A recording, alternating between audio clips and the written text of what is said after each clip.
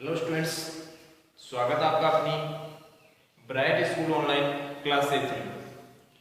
तो जो हम टॉपिक कर रहे थे वो था अपना राशियों की तुलना।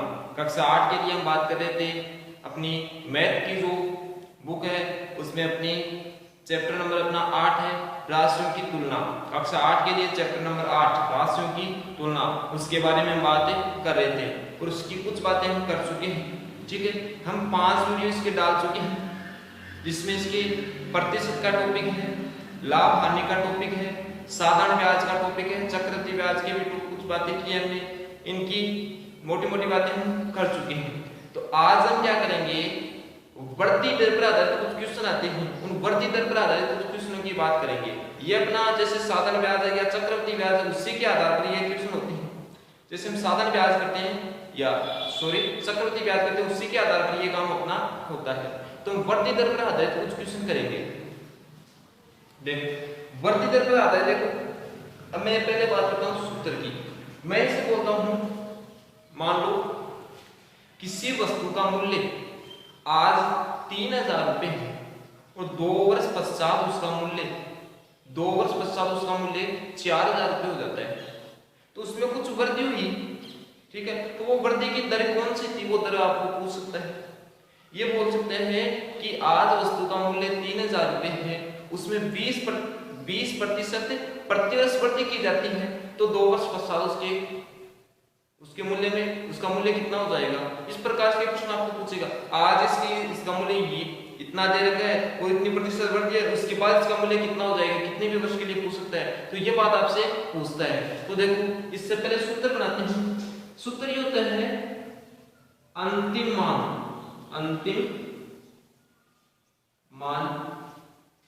तो लास्ट का जो आपको पूछ रहा है वो अंतिम मान बराबर प्रारंभिक मान, अंतिम मान बराबर प्रारंभिक मान इनटू 1 प्लस वृद्धि बटे 100 की पावर समय। क्या समझे? अंतिम मान बराबर है प्रारंभिक मान गुना 1 प्लस वृद्धि बटे 100 की पावर समय। देखो वृद्धि है तो वृद्धि लिखेंगे, कमी है तो कमी लिख देंगे, ठीक है। लेकिन कमी होगी तो कमी माइनस करते तो यहाँ पर क्या कर देंगे, माइनस का करेंगे। कमी है तो माइनस और वृद्धि है तो प्लस, ठीक है। तो हमें वृद्धि, तो देखो हम चक्रवृद्धि ब्याज का सूत्र पढ़ते हैं। मिश्र धन का सूत्र होता है मिश्र धन बराबर मूलधन गुना 1 प्लस दर बटे 100 की पावर समय। वही है, मिश्र धन के स्थान पर अंतिम मान आ गया, मूलधन के स्थान पर प्रारंभिक मान आ गया, 1 प्लस वृद्धि के स्थान पर दर आ गई, दर के स्थान पर जाएगी और पावर समय है। वो एक आपको सूत्र है, केवल मान बदल गए हैं। अंतिम मान बराबर प्रारंभिक मान गुना 1 प्लस वृद्धि बटे 100 की पावर समय। जैसे ये क्वेश्चन है, योग केंद्र पर आने वाले विद्यार्थियों की संख्या में प्रति वर्ष 20% वृद्धि का लक्ष्य रखा गया। यानी कोई योग केंद्र था, वहां पर कुछ विद्यार्थी आते थे, अब उन विद्यार्थियों की संख्या में प्रति वर्ष 20% की वृद्धि करनी थी। पहले वर्ष 20% की वृद्धि, दूसरे वर्ष भी 20% की आपको क्या करनी है, वृद्धि। यदि वर्ष 2014 में यह संख्या 300 थी, यानी इस योग केंद्र पर कितने विद्यार्थी आ रहे थे, 300, तो वर्ष 2016 में लक्ष्य पूर्ति होने पर केंद्र पर कितने विद्यार्थी होंगे। यानी वर्ष 2014 में 300 विद्यार्थी थे और 16 में कितने होंगे, तो 16 में मतलब वर्ष 2014 में दे रखा है प्रारंभिक मान दे रखा है कितना, 300, और अंतिम मान कौन सा 2016 में कितना होगा, ये मान आपको निकालना है। एक तो वृद्धि कितनी करनी है आपको, वृद्धि 20% की वृद्धि करनी है। उस समय कितना हो गया, 2014 से 2016 में जाएंगे तो समय कितना हो जाएगा, 2014 से 2016 में जाएंगे तो 2 वर्ष का समय है। कितना, 2 वर्ष का। तो जो यहाँ पर मान अंतिम मान आ जाएगा, 2016 में जो जनसंख्या होनी है वो जनसंख्या आ जाएगी। यहाँ पर प्रश्न को समझेंगे कि 300 विद्यार्थी थे किसी योग केंद्र पर, इन 300 विद्यार्थियों की संख्या में प्रति वर्ष आपको 20% की वृद्धि करनी है और इसका काम आपको 2 वर्षों के लिए करना है। 2014 से 2016 में जाना है, इसका 2 वर्ष हो गए। पहले वर्ष में 20% की वृद्धि की, दूसरे बार भी आपने 20% की वृद्धि की, तो दोनों बार आपने 20% की वृद्धि किया, तो अंतिम मान कितना आ गया, 2016 में जनसंख्या कितनी होगी वो बात आपसे पूछ रहा है। तो हम इस सूत्र के माध्यम से इसको करेंगे, ठीक है। देखना अब क्वेश्चन कर रहे हैं तो क्वेश्चन करने का तरीका ये रहता है ना कि सबसे पहले वो बात लिखी जो क्वेश्चन में दे रखी है, ठीक है।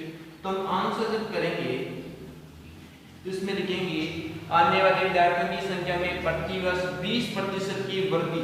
तो वृद्धि की जो दर दे रखी है, वृद्धि दर, ये वृद्धि दर कितनी है? 20%, ठीक है। दर के देखो, दर के स्थान पे काम लेंगे, वृद्धि दर आ जाएगी, कमी दर आ जाएगी। कमी तो माइनस है, वृद्धि तो प्लस है। तो दर के स्थान पर जो विस्तृत का सूत्र चक्रवर्ती का, दर के स्थान पर वृद्धि को काम लेते हैं तो वृद्धि दर तो होगी 20%। और अपना प्रारंभिक मान दिया जाएगा 300। तो प्रारंभिक मान, ये प्रारंभिक मान ले जाएगा 300, ठीक है। अब यहाँ पर प्रारंभिक मान 300 रुपए वगैरह नहीं लगाना क्योंकि जनसंख्या है, जनसंख्या की कोई मात्रक नहीं लगेगी। और अंतिम मान आपसे पूछे और समय की बात करें तो समय अपना क्या हो गया? समय अपना 2 वर्ष, क्योंकि 2014 से 2016 में जाएंगे तो कितना समय लगेगा? 2 वर्ष का। और अंतिम मान आपसे पूछे और लिख देता हूँ कि अंतिम जो मान है, अंतिम मान, ये अंतिम मान आपसे क्या कर रहा है? अंतिम मान आपसे क्या कर रहा है? पूछ रहा है, ठीक है भाई। मैं सूत्र लिखता हूं, क्या करता हूं? सूत्र कि अंतिम मान बराबर अंतिम मान बराबर होता है प्रारंभिक मान। अंतिम मान बराबर है प्रारंभिक मान गुणा 1 प्लस वृद्धि बटे 100 की पावर समय। ये अब इसमें जो तो मान दे रहे कि रख देंगे, जो नहीं दे रहेगा वो अपने आ जाएगा। आपको अंतिम मान पूछा है तो ये निकालना है, ठीक है। अंतिम मान आपको निकालना है। आपको प्रारंभिक मान दे देगा कितना? 300 गुणा 1 प्लस वृद्धि दे रही आपको 20 बटे 100 की पावर समय 2, ठीक है। तो जो अंतिम मान आएगा ये 300, देखो 1 प्लस 20 बटा 100 तो कितना हो जाएगा? 120 बटा 100। आपको बताया कि किस प्रकार से आप इसको सरल करते हो। तो इसको सरल करें 0 से 0 कट गए तो 300 गुणा 12 बटे 10। इस 12 बटे 10 की पावर कितनी है? 2।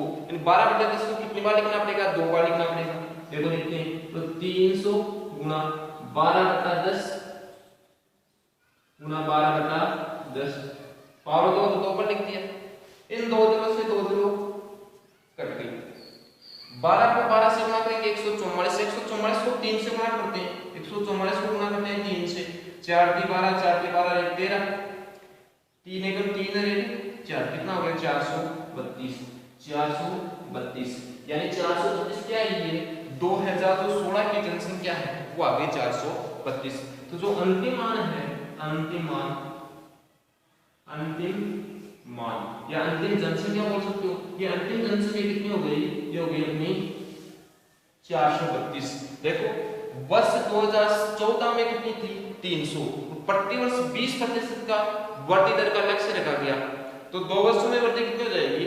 वृद्धि पूछे कितनी हो जाएगी? 300 से 432 बच गया तो 132 व्यक्तियों की क्या हो गई? वृद्धि हो गई, ठीक है। तो इस प्रकार से हम वृद्धि दर के कुछ क्वेश्चनों को करेंगे। एक क्वेश्चन और ले लेते हैं, क्वेश्चन लेते हैं। देखो इस प्रकार से हम वृद्धि दर के क्वेश्चनों को कर लेंगे और कमी आ रही तो माइनस करेंगे, वृद्धि में प्लस हो जाएगा। क्वेश्चन नंबर 2 मैं क्वेश्चन लिख रहा हूं। एक टीवी का मूल्य 30,000 रुपए है। एक टीवी का मूल्य 30,000 रुपए है। यदि प्रति वर्ष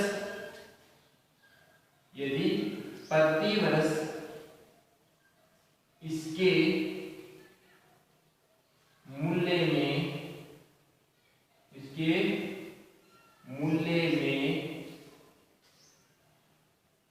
20%, इसके मूल्य में 20% का अवमूल्यन होता है, अवमूल्यन होता है। प्रति वर्ष इसके मूल्य में 20% का अवमूल्यन होता है। 20% का अवमूल्यन हो गया तो 2 वर्ष बाद, तो 2 वर्ष बाद इसका मूल्य कितना होगा, कितना होगा। प्रश्न समझ गए होंगे आप। प्रश्न ये कह रहा है कि एक टीवी का मूल्य 30,000 रुपए है। एक टीवी है, उसका मूल्य कितना है, 30,000 रुपए। नहीं, आज उस टीवी का मूल्य 30,000 रुपए है। यदि प्रति वर्ष उसके मूल्य में 20% का अवमूल्यन यानी कमी, 20% की कमी होती है, यानी प्रति वर्ष आज इसका 30,000 मूल्य है, प्रति वर्ष उसके मूल्य में 20% की कमी होती है, तो 2 वर्ष बाद उसका मूल्य कितना रह जाएगा, कितना होगा। तो 2 वर्ष पश्चात उसके मूल्य में कमी होगी, और कमी होकर 30,000 नहीं रहेगा, 30,000 से कुछ कम हो जाएगा। वो कम कितना होगा, तो उसके प्रति वर्ष उसके मूल्य में 20% की कमी हो रही है। अवमूल्यन का मतलब क्या होता है, कमी। तो ठीक है, आंसर करते हैं। सबसे पहले जो मान दे रखा है आपको, दे रखा है प्रारंभिक मान। क्या दे रखा है, प्रारंभिक मान। ये प्रारंभिक मान दे रखा है 30,000। कितना, 30,000। आपको वृद्धि कमी दे रखी है, तो कमी दर, कमी की दर आपको दे रखी है 20% की कमी हो रही है। तो समय आपको दे रखा है, समय दे रखा आपको 2 वर्ष का। आपको पूछा है अंतिम मान, ठीक है, क्या पूछा है, अंतिम मान। अंतिम मूल्य बोल सकते हो आप यहाँ पर, अंतिम मूल्य ये आपसे पूछा है, ठीक है। सूत्र लगाते हैं। सूत्र अपना ये है कि अंतिम मान, या मैं अंतिम मूल्य बोल सकता हूं, अंतिम मूल्य बराबर प्रारंभिक मूल्य इंटू 1 प्लस कमी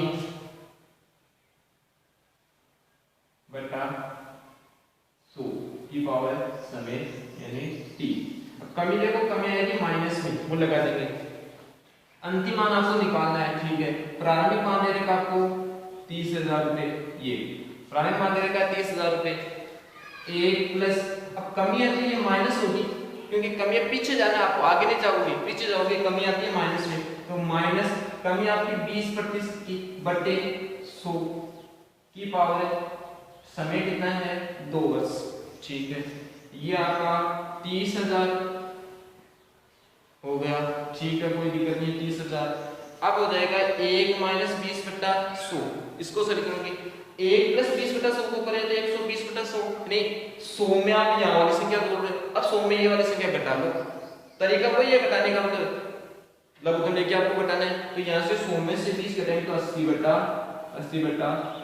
100 की पावर 2, 0 से 0 कर दो, ठीक है। ये 30,000 सीधा वर्ग लो, 8 का वर्ग 64 है, तो 10 का 100, 2 0 से 2 0 काट दे।